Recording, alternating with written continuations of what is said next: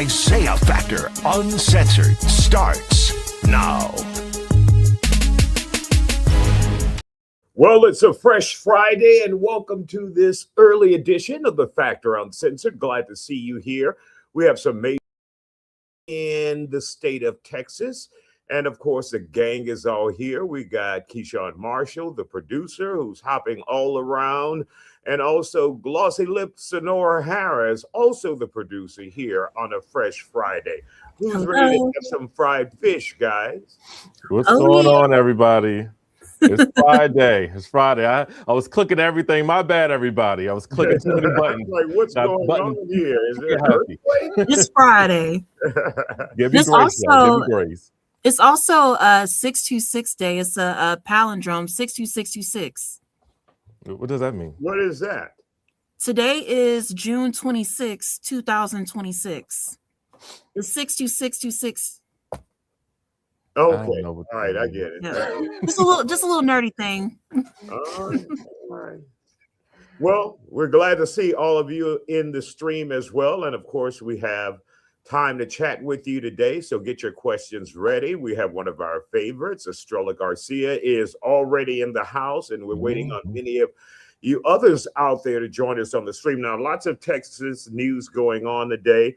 The Texas Education Agency made some major news. I posted it on my Facebook page, and a lot of people are commenting about it.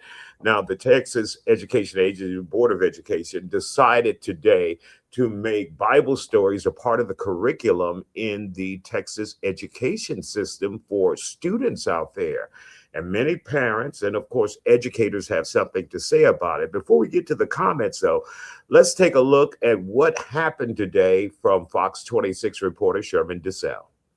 Ready for the biggest battle in Texas education right now? Last night, HISD Board of Managers voted unanimously to bring the state-developed Blue Bonnet learning curriculum into elementary classrooms this fall. The catch, it includes lessons drawn directly from the Bible.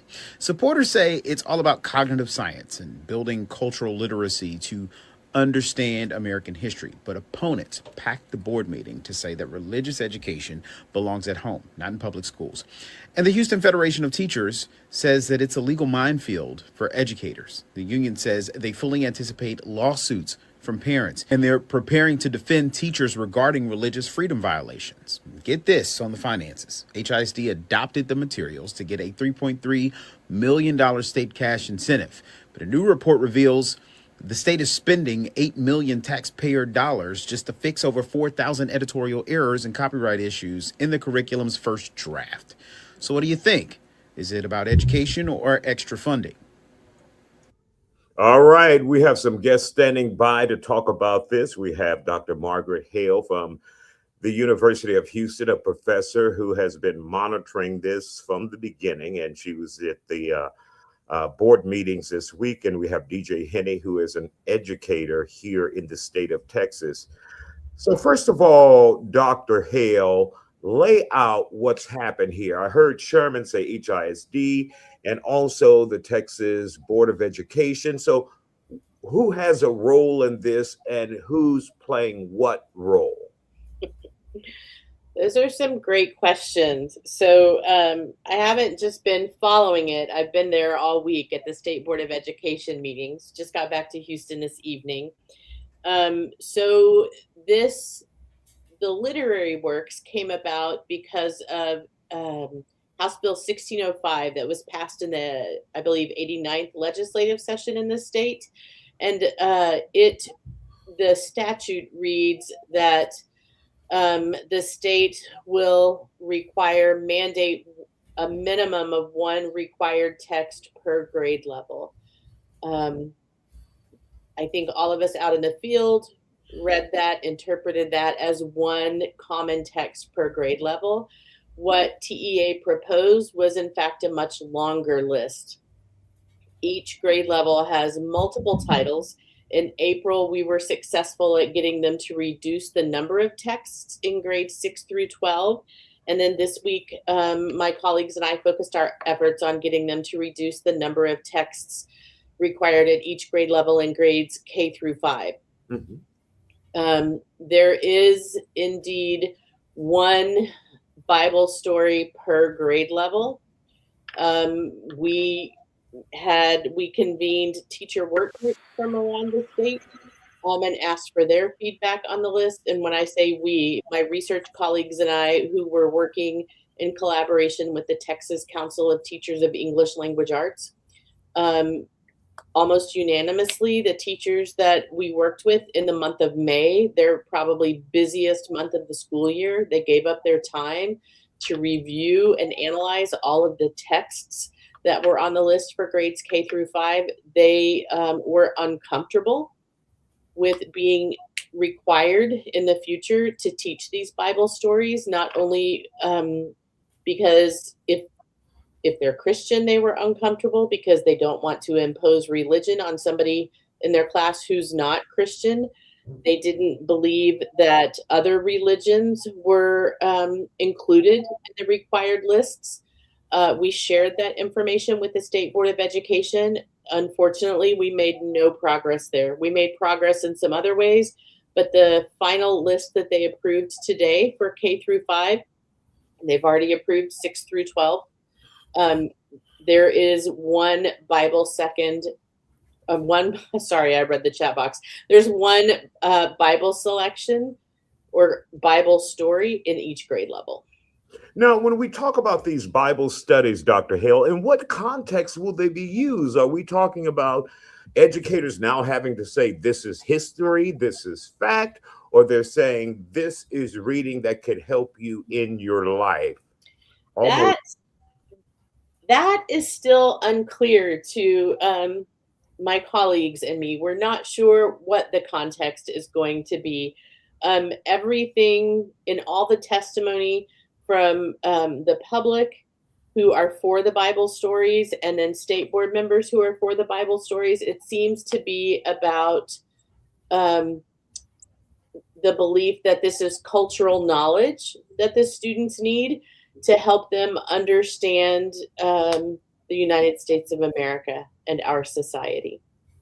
Now, for those who may be of a different religion, could they, and obviously I know the answer to this, but could they say, well, we want a passage or a story out of the Quran added to the curriculum? Will you do that as fair play? So I'm glad you asked that question because there were many people who testified this week who asked for that very thing. And the board was, they did not respond affirmatively. The best testimony all week was from a young 4th grader. He was there with his mother, a young Muslim boy who testified. And some of the things that he said they just kind of hit you in the heart. He said, I don't mind the Bible stories, but why aren't there going to be stories from the religious book that my religion reads? My religion is a good religion too. We're nice people. Every board member could not help but smile at that young boy's testimony, but it did not budge them. All right. And Dr. Hill, I'm sure you're not into the politics, you're into the educational aspect and what's best for the children. But we know the makeup of the Texas Education Agency is majority Republican. Yeah, the state board they have a super majority. There you go. There you go. Let's bring in DJ Henney, who's an educator here in the Houston area. DJ Henney, what do you think about this being part of the curriculum as an educator, as a teacher with boots on the ground on the front lines with children here in the city of Houston? You know, when this idea first came out a couple of years ago, you know, the general idea of just having biblical lessons as far as like the moral principles of it. I'm a behavioral specialist. So when it came to me, I was like, great, you know, and that's with very limited knowledge. That was just like, okay, we're teaching values, principles, not necessarily digging too deep and having a whole sermon type of deal, but like the principles of the Bible that pretty much, even if you're not a Christian, you still go by that. So I was like, okay, great. That was with the limited knowledge that I had in the beginning. But as I started doing some digging, I realized it ain't like I can just go in there and do my own lessons, teaching behavior.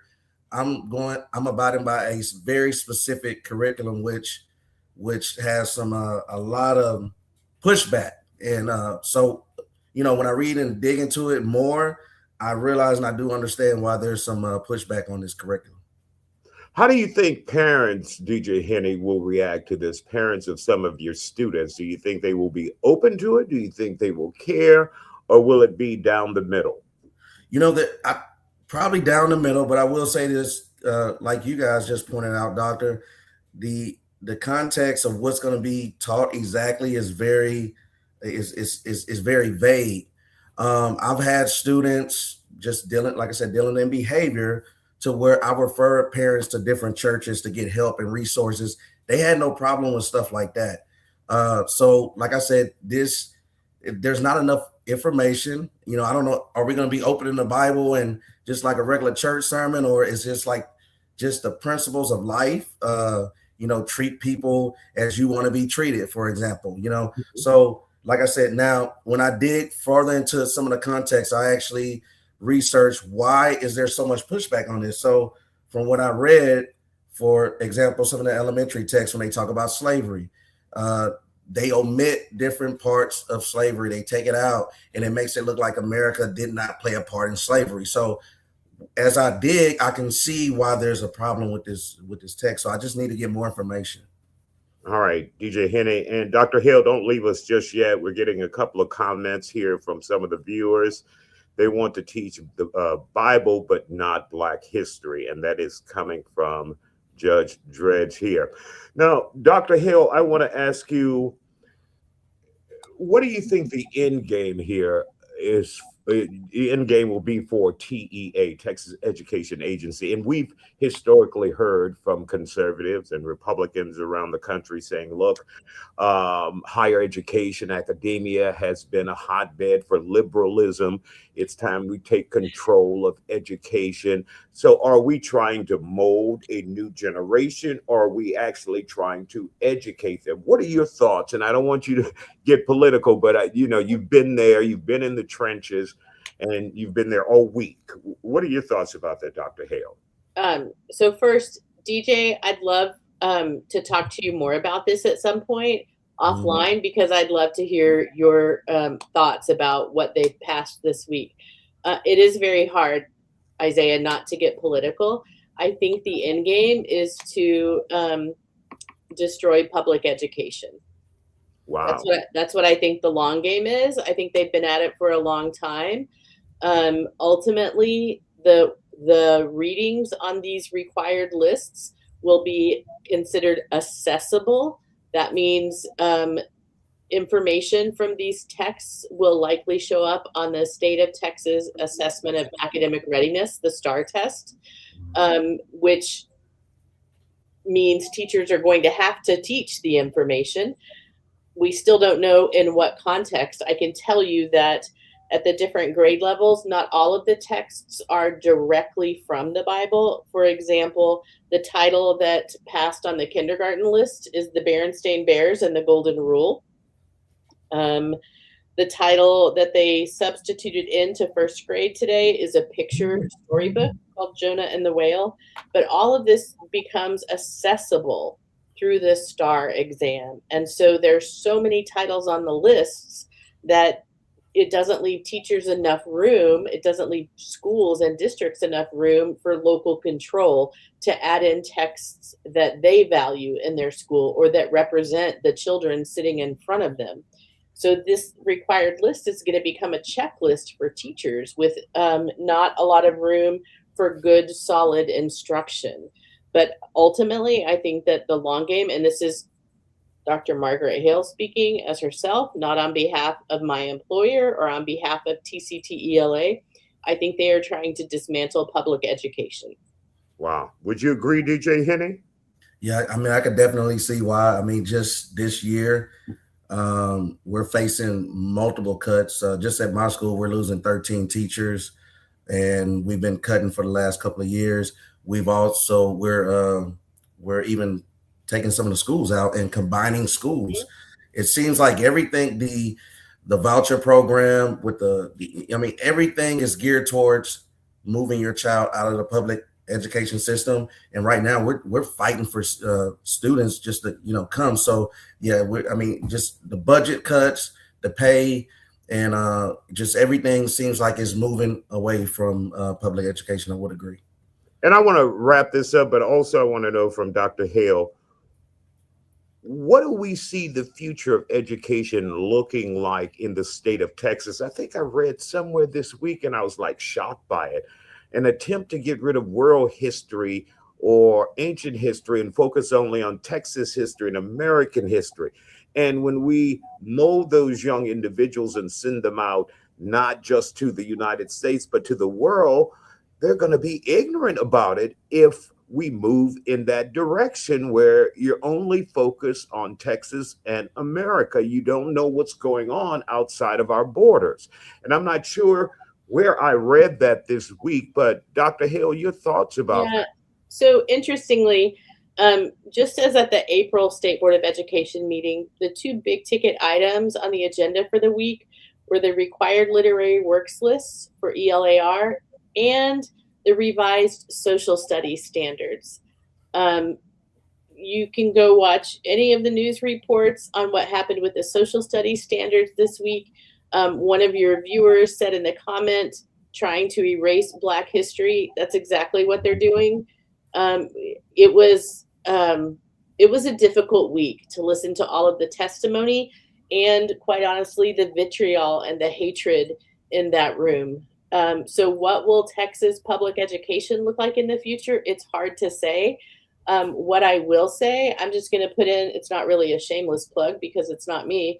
People need to be aware of what's happening on their local school boards, who's running for those school boards, and what those people believe.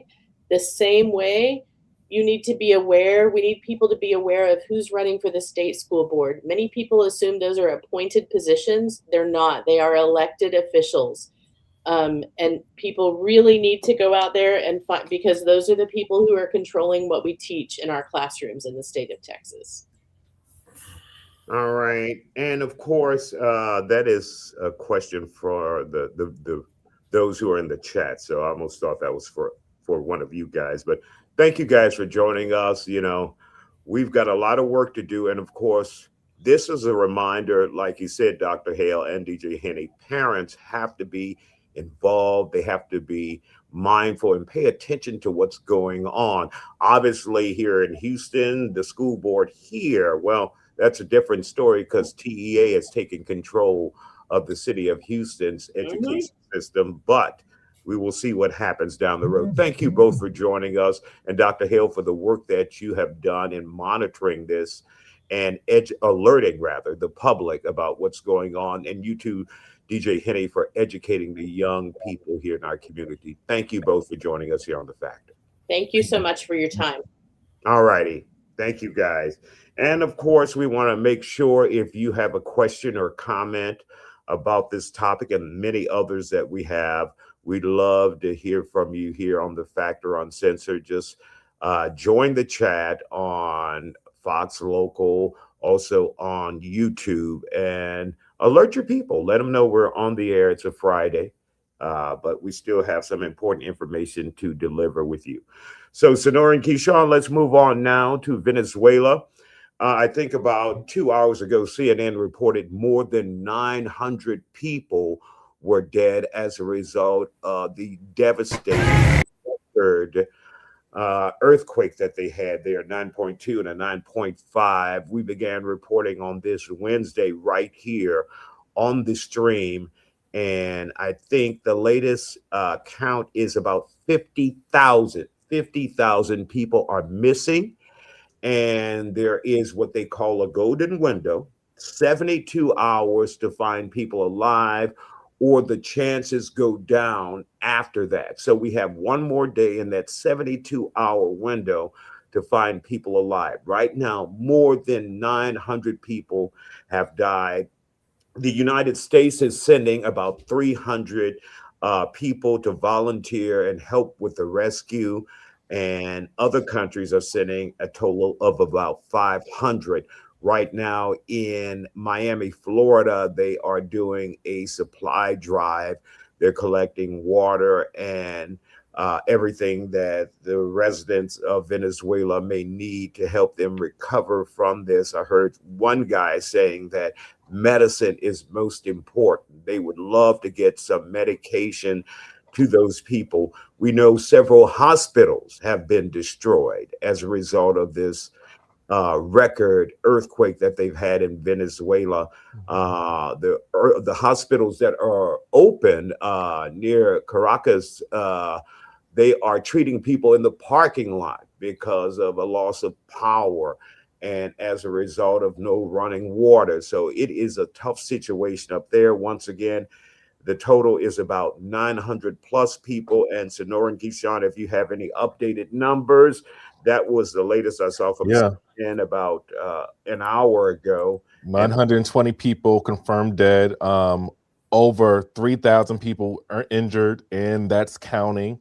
It's just so sad. It's this country they didn't need this, and you know they're already dealing with a lot with the government, and it's just really unfortunate. It's my understanding. Go ahead, Sonora. I was just going to say, you know, as the initial reports predicted, the death toll, it just kind of escalated quickly over the past the past couple of days. Absolutely. It's my understanding that acting President Delcy Rodriguez talked with President Trump today. He has promised assistance to the country. And we heard from Carmen Montiel, who's a contributor on the Factor Uncensored, and she says the country's been in bad shape for years, as we all know, because of corruption, you know, and they just didn't have the infrastructure or the capital improvements. And there was a time when Venezuela was doing extremely well from the 50s to the 70s up until the 80s, and then the price of oil tanked. But all of their resources, we're told, corruption took that money. And whenever they received money to do capital improvements in Venezuela, then the corrupt politicians would move in and do the money grab. Nicolas Maduro, the former president, is being held here in jail in the United States, charged with narco-terrorism. We all remembered when the United States went in and grabbed him and brought him here for justice. But, you know, is this now part of our responsibility to make sure they're okay? When I see we're sending 300 people over there, I'm thinking the number needs to be higher. 300, just 300 it definitely needs to be higher. Absolutely. There's a lot of people in that community, like whether they're not whether they are officials or not, it's like kind of an all hands on deck situation. There's multiple volunteers coming in, just people coming in literally with shovels and wheelbarrows, like doing anything they can to help their neighbors out. And of course, you got to wonder, though, we're sending 300 people. Of course, we could use military bases to land people there, but how will the other countries without that military might get there? Because many of the airports are damaged, and I've seen video and pictures of runways with huge gaping cracks in it. So how will their planes? So there's a problem of getting people there, unless you have other ways by boat or through the countryside. Airports, neighborhoods, a lot of areas are messed up, unfortunately, from this earthquake. These earthquakes. Absolutely. All right, guys, before we have 2 minutes before the break, Keyshawn? about 1 minute. Well, we can keep analyzing the Venezuela situation, because if you're in America and you want to help out, find a legitimate organization that is willing to accept maybe a donation or some supplies to you. I know the epicenter in the United States is right there in Florida. That's closest, and they can get the supplies there. So you may want to reach out to those who have drives with Venezuela that may be in Florida. I'm not sure, guys. Maybe we can check and report back later in the show if Red Cross has some kind of effort and if they will go there. I'm not sure what their jurisdiction will be, but they may be also accepting donations. More They likely. are. Yes, they are, Isaiah. Okay, go ahead. Tell us what you Let me So actually So the Red go Cross ahead. is Go ahead. helping out people. You can contact them. They have launched a 61 million emergency appeal to assess 300,000 survivors. So yeah, they are working with the people of Venezuela to help those who are impacted by this earthquake. So look for Red Cross's website, Mhm. 1-800 number if you want to help out, if you want to give, contact Red Cross. They're the most legitimate Yeah. organization we can think about. Be wary of these fly-by-night this is- organizations where they just pop up because Yeah. people move in as sharks Mhm. at this particular point and try to take advantage of a tragedy, and they will not care. Right. Well, Keyshawn, is it time for a break here? Yeah. Well, we're going to go on break on Fox Local. Stick with us on YouTube. We'll continue our daily stories. But Fox Local has a 2-minute break, and they'll be back to rejoin us. All right. And of course, if you guys And don't forget to comment. We love hearing from you all and hearing what you all think about all of our stories. Yep. Absolutely. Now, we'll take a look at some of the previous comments before we move on, guys. Back to the Bible studies, Bible stories now being mandated here in the Texas education system by the Texas Education Agency. Judge Dredd said kids are not as dumb as I was when I got indoctrinated. I doubt they will believe any of it. Also, he says most private schools are religious. Why teach it in public schools? And of course, one of the things that Dr. Hale said from the University of Houston is we're seeing, and I think maybe DJ Henney said this actually, we're seeing more and more kids, being pushed out of the public school into private school. And so, we're trying to figure out what the end game is here when we talk about the education system here in the state of Texas. So we will just have to see. Obviously, any religious person, you're not against Bible stories, but we see it as a place and a time for those Bible stories of your choice, of your parents' choice.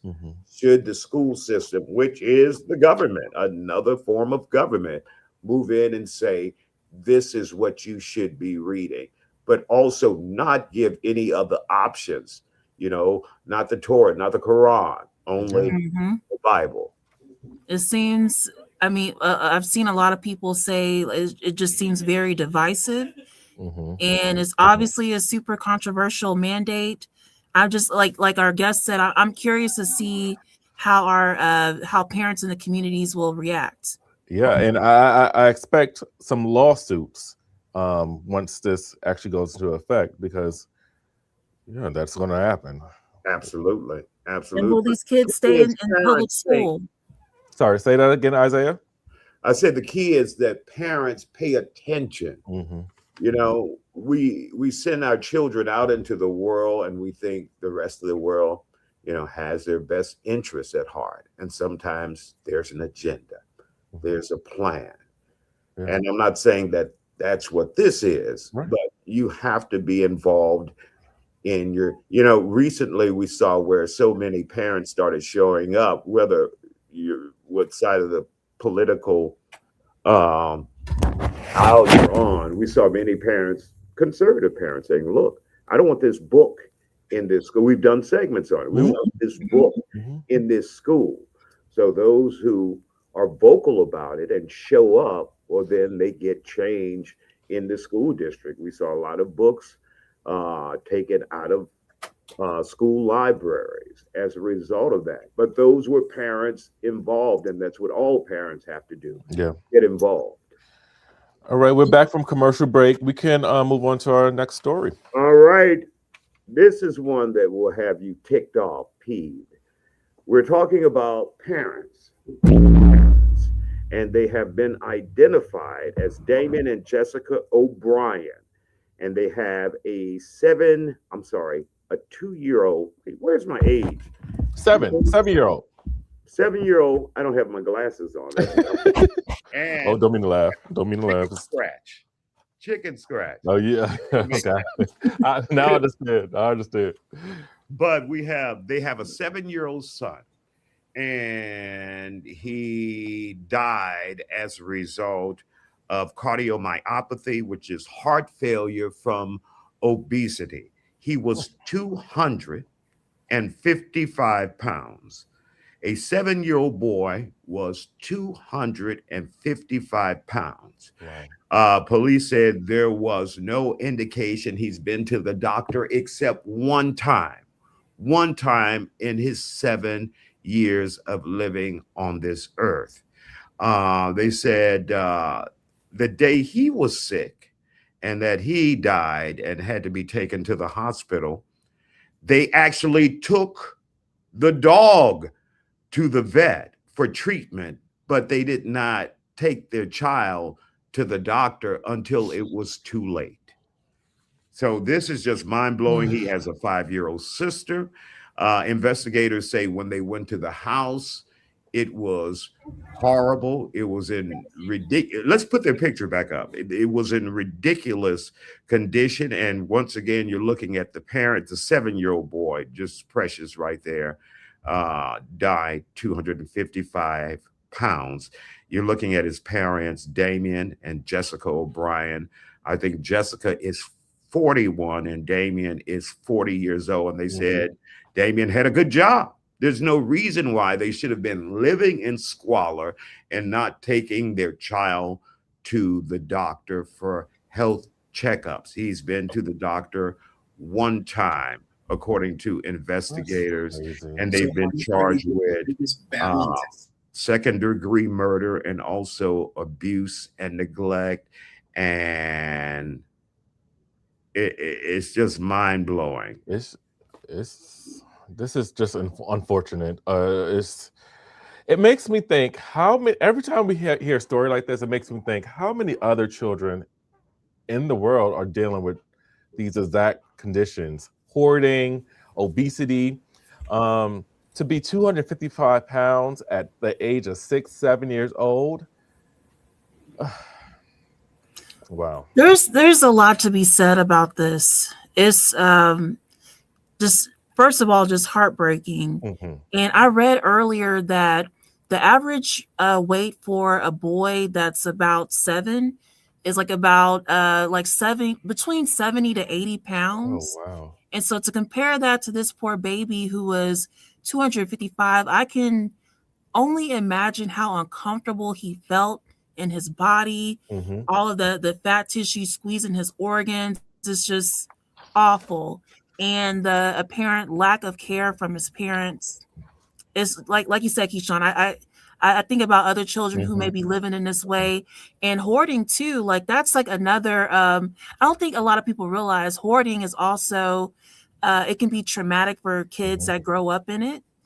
And it can be another form of abuse. It is abuse, yes. Yeah. Absolutely. Absolutely. And 255, when you think about it, 255 is it should be nobody's average weight. Yeah.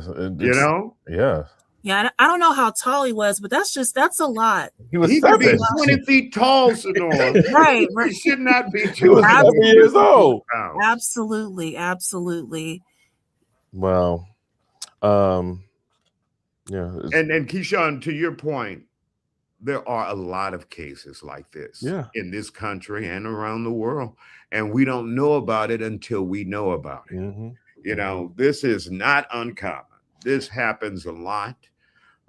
That's why Children Protective Services is so important when used in the right way and properly. A lot of parents complain about CPS saying they're being harassed, but that's from their perspective. And always two sides to the story, but that's why, you know, the government put these agencies in place, because some parents, they live different, or in this case, we are to assume they treated the dog with priority over their 7-year-old human son.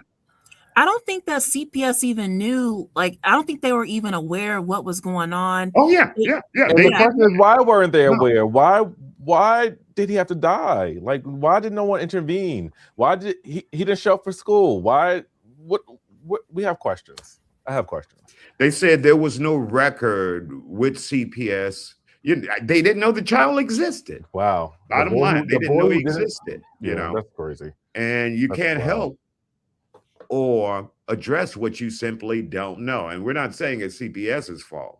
Yeah, you know, saying that it's, you know, and you never know about neighbors. Sometimes these children are not allowed outside. Some people don't even know that these kids exist. Yeah. I had a neighbor who had a teenager. I'm like, where the hell did that person come from? What you doing? I'm serious. I'm like, who that? They're like, you grew up here. I'm like, how? I've never seen him. When you put it like that, that is true. Like sometimes I don't even know who my neighbors are.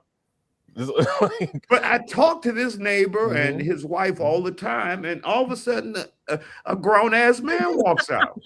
Who that? And I've been there longer than he's been alive. He's like 16. I'm like, where'd you keep this mofo?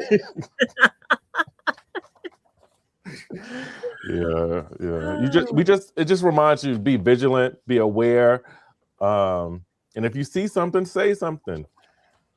This poor baby, I don't think he was in school, anything.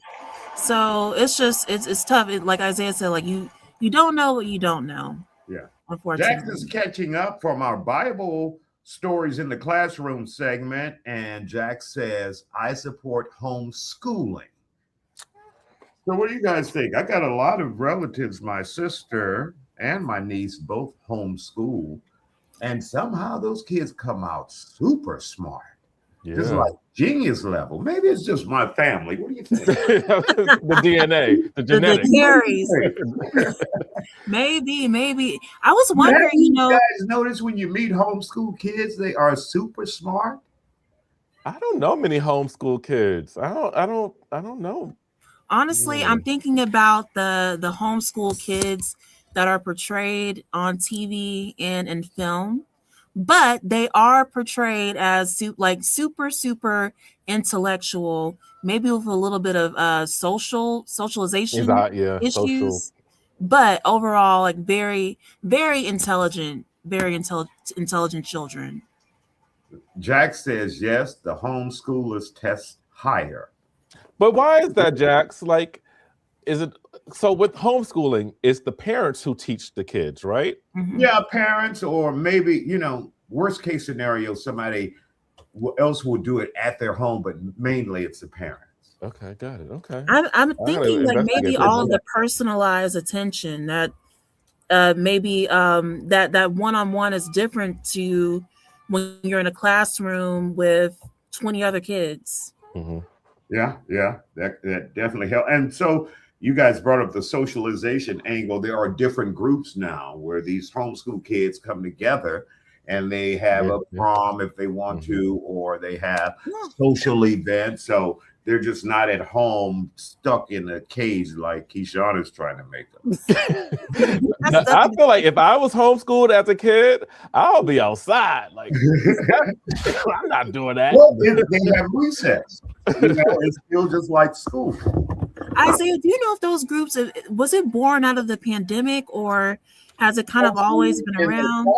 No, that's been around for homeschooling. Oh, okay. I remember those stories during the pandemic, though. Like when for a while, Mm-hmm. Yeah, I would be interested to see if parents begin to seriously consider homeschooling. But then, there's also parents, like if they're a single parent household or both parents work full time. It's just like there's also the time aspect as well. Like some parents may not have the time to make sure their children are following the appropriate curriculums. That could be another issue as well. Right. You've definitely got to have one parent who likely stays at home. And who wants to be around their kid all day? What's that? Who wants to be around their kid all day? Everybody needs Looking space. like a true Grinch. And these kids. Go to school. Like, Deshaun Jr., you get on my nerves now. No, go to the brick building on the I corner. need some space. That's the corner store. It's tough. The It's liquor store. tough. And of course, there's also that, like we're talking about Bible stories and all of that in school, but there's that religious aspect. Mhm. You know, a lot of my family's Jehovah's Witness, and those sisters and niece who homeschool, they're also Jehovah's Witness. So that's why they, in part, chose to homeschool their kid. All righty. Let's get to Congress and minimum wage. There is a senator out of Connecticut, Chris Murphy, who would like to see the minimum wage taken up here in the United States for federal minimum wage, because there are different minimum wages when you talk about states, but the federal minimum wage go from $7.25 to $25 an hour. Now, he says if this is passed into law, large companies will have until 2031 to rise in increments to that level. And for smaller businesses, he's giving them till 2038. So the question is, even if they take minimum wage up to $25 an hour, can we survive on it? They did a survey, a list of 11 states where people could survive off of $24.99. Just shy of $25 an hour. Texas is on that list. Louisiana is on that list. Sonora, your home state, Mississippi, is on that list. Me? Mississippi? Sonora, you from Mississippi? I'm from Third Ward, Texas. Today she's from Mississippi.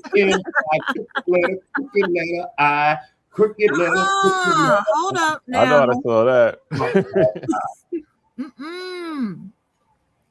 No, I don't know if that 25 is not going to be enough. So I looked up how much it apparently costs to live comfortably in Houston as a single adult. One study says that you need $89,981 a year, and that's for a single. And for two adults in one household, it's a little more than $200,000 a year. So, I mean, of course, more money is better, but it's I don't know if it's enough. Yeah, I do think that $7.25 is very low, given. You think? Yeah, given the price of eggs and gas. Yes, it's very low. But I also think that bumping it up to $25 an hour will cause inflation. Everything's going to bounce up. Like even the price, if you buy a cheeseburger, it's going to be, if it's $9 now, it's going to be $17. So I think, it's going to be a catch-22. Everything's going to go up with that minimum wage. And really quick, Magnolia Bell, see, Sonora, you have a fellow Mississippian there. Magnolia Bell. Mississippian too. So, but when we talk about minimum wage here in the United States, you think about okay, he's like his old glory days, and we love the stories. Yes, but you had people who worked at Sears and J.C. Penney's, and they were able to buy a house and raise a family by working at department stores. You think that can't go happen? It's not. Hell no. No way. No. People worked at department stores, one job, and they were able to raise their families and provide for retirement. And there were retirement plans and pensions. Now that's impossible. Yes, it is. That's impossible. Yeah. I think about that all the time. Like McDonald's the other day, they had a little board out, and I'm like, man, they do a lot of stuff for you here at McDonald's if you stay a while. Oh, what did it say? What? What did the board say? Vacation. Oh, yes. Educational reimbursement. You get free hamburgers on your lunch break. Oh, hell yeah. You get cheeseburger. You work at McDonald's, just get that free cheeseburger. Amen. Okay. Yeah, Yeah. it's hard. It's hard. When I was in college, I worked part-time at a gym for about $7.25, and I also nannied on the side, and I was still broke as hell. And this was like back in. Somebody left you with their kids? You said what? You were a Somebody left you babysitter? with their kids? Was I whooping those kids? I say, did someone leave you with their kids? They sure did. They had no. They had no choice. I'll watch them. Well, now we just did a segment. Now you could charge a lot of money for childcare. That they say childcare. I heard a guy on the Dave Ramsey show. Remember, we were saying $11,000 a year. Mm-hmm. This guy called in and he said he and his wife, they pay $22,000 a year for daycare for their children. No, they didn't say children, their child. It's tuition. This is college tuition. $1,000 a year. Someone close to me, they told me how much they pay for their two young children. One is a toddler, one is still kind of fresh, but it was a little bit more than my rent. And so it's very easy to believe. How much your rent?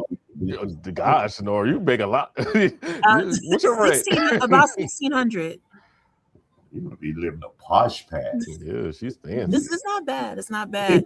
I'm like, damn, like to spend on childcare, to spend more on childcare than my rent is just I could not fathom. People are paying the price of tuition for childcare. Mm-hmm. That is mind blowing. Hey guys, we have a couple of comments. Magnolia Bell and Jax. So Nora, you got on your eyeglasses. I can't see. I don't have on mine. My battery's about to die. But she says $25 is scratching the surface. After taxes and insurance, that's just not going to cover much. I guess folks got to learn to get along just to keep a roof over your head. Meaning, don't break up the family if you're like a married couple. Is that what she's saying? I think so. Okay. I think so. And then Jack says, go back.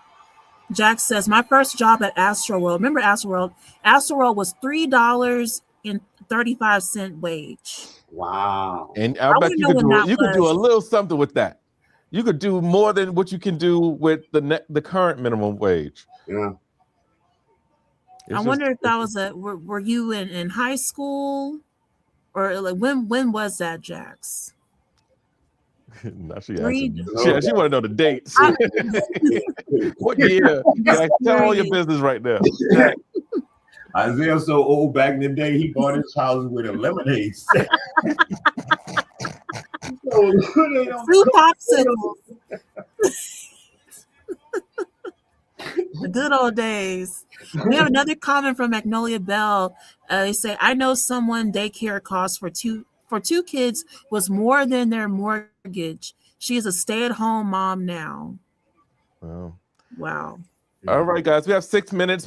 Pick our last story. Our last story. Thanks for the comments. Oh, Star Wars. Well, actually, I want to get to the Star Wars, but this is important. The Arizona former police officer. Okay. You have the video, Keyshawn. I do have the video. Okay, this former police officer has been terminated and now charged with 2 counts of aggravated assault. Can we stop it just a second? Mm-hmm. So she arrested she had a female detainee in custody, 9 months pregnant, 9 months pregnant. And she was indicted for manhandling, roughing up, assaulting that detainee. Let's take a look now. There's no sound? No, there's no sound. Okay. That's her. That is Carrie Carrico, a former police officer in Arizona, just outside of Phoenix. And this is another person. And this is her when she was accused of assaulting a male detainee. Man, well, look at her. Do you have the picture of her? She don't even look like she do all that. She don't even look like she whoop ass like that. That's Puerto Rico, and she has been charged, indicted by a grand jury. She's no longer on the force, and now she's facing criminal charges. And I'm sure the 9-month pregnant woman may likely file assault. But she said in the case with the male, that being the former officer, says that detainee headbutted her. And so that's when she went ham on his ass. Which one? Both of them? The male suspect. Oh, okay. The male suspect headbutted her, according to her. But then her department says you went way overboard. Mm-hmm. You were too aggressive. And that is the video. That is the female who's 9 months pregnant. Oh my gosh. You're like, I don't give a shit if you're pregnant. That's wow. Well, he could have hit his head. Wow. Beyond unnecessary force. Yes. Beyond. All right, and let's get to the last story, which is my and if you guys have any comments before we go, we'll take a look at those. But one of my favorites, Sam O'Hara. He was a protester in Washington, D.C., District of Columbia. Filed a lawsuit. That lawsuit has been settled. His attorneys say he will get money. Here's what he did. Do we have video of this? No video. Okay. So apparently when President Donald Trump in September 2025 decided to send National Guard troops to the District of Columbia to stamp out crime, Sam O'Hara was there as a protester, came out when the National Guardsmen came out, and while they were out, he followed them playing the music, the Imperial March, which is Darth Vader's theme. Mm-hmm. If you've seen Star Wars A Day in Your Life, you'll know this song. Do we have the song, Keyshawn? I don't think we could play the song. Copyright. I don't think we could play the song. Oh, that ain't fair. We don't have the rights.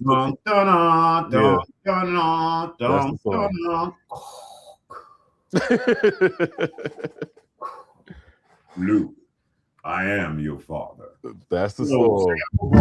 O'Hara, rather, sued the District of Columbia. They settled with him, and they say part of that settlement will be some cash because he was detained and handcuffed when he followed the troops playing that music. Sorry, I didn't put it in context. Mm-hmm. Once again, Sam O'Hara protested the National Guardsmen being put in Washington, D.C. by President Trump. When they came, he followed them playing the Star Wars theme of Darth Vader.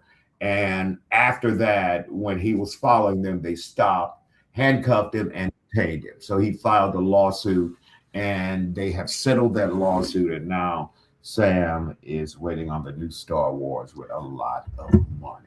And this is also goes back to just police being excessive. Like, why arrest the man? Why detain the man? We love the Star Wars theme. We love this. We love it. Yep. Sonora's back. Her computer died. Sorry about that. What happened? How your computer died? I was unplugged for too long. They don't pay you minimum wage at the factor's office. I see the lights off. My lights out. And really quick, guys, update on the FIFA World Cup game right now. Spain is up by 1. Spain 1-0, Uruguay's 0. So that's going on now. Thank you to Daniel Carrasco, our crackhead producer. I mean, wait, what? Sports producer. All right, we got 10 seconds left. Okay, everybody say goodbye. Shout out to John for punching. The Isiah Factor Uncensored 10:30. Thank you guys for joining us. Thank you. Have a good weekend, everyone. Bye. Okay.